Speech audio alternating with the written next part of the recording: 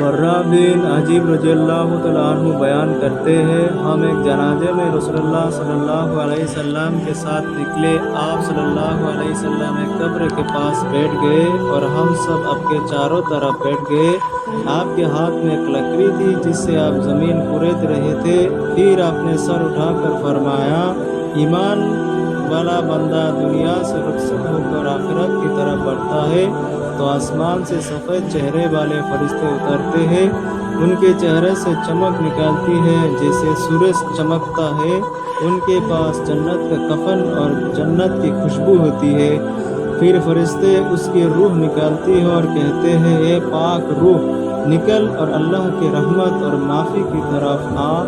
فرشتے اس روح کو بڑے احترام سے اٹھا کر آسمان کی طرف لے جاتے ہیں اور آسمان کے فرشتے پوچھتے ہیں، یہ پاک روح کس کی ہے؟ تو فرشتے کہتے ہیں، فلاں بیٹے کی روح ہے۔ یہاں تک کہ اسے 7ویں آسمان تک پہنچایا جاتا ہے اور اللہ تعالیٰ فرماتے ہیں، میرے بندے کا نام علائین میں لکھ دو اور اسے واپس زمین کی طرف لوٹاؤ، کیونکہ میں نے اسے وہیں سے پیدا کیا تھا، وہیں اسے لوٹاؤں گا اور وہیں سے دوبارہ اٹھاؤں گا۔ پھر اس کی روح قبر میں واپس کر دی جاتی ہے تو فرشتے آتے ہیں اور اس سے سوال کرتے ہیں، تیرا رب کون ہے؟ تیرا دین کیا ہے؟ یہ شخص محمد صلی اللہ علیہ وسلم کون ہے؟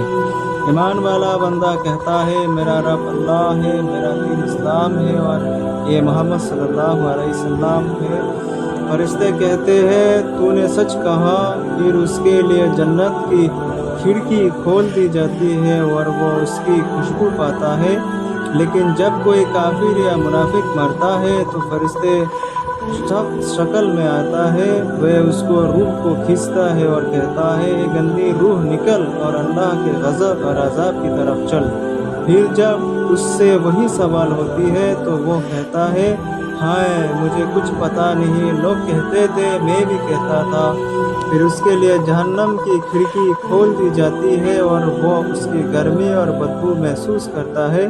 رسول اللہ صلی اللہ علیہ وسلم نے آخر میں فرمایا، قبر یا تو جنت کے باغوں میں سے ایک باغ ہے یا جہنم کے گڈھوں میں سے ایک گڈھا ہے۔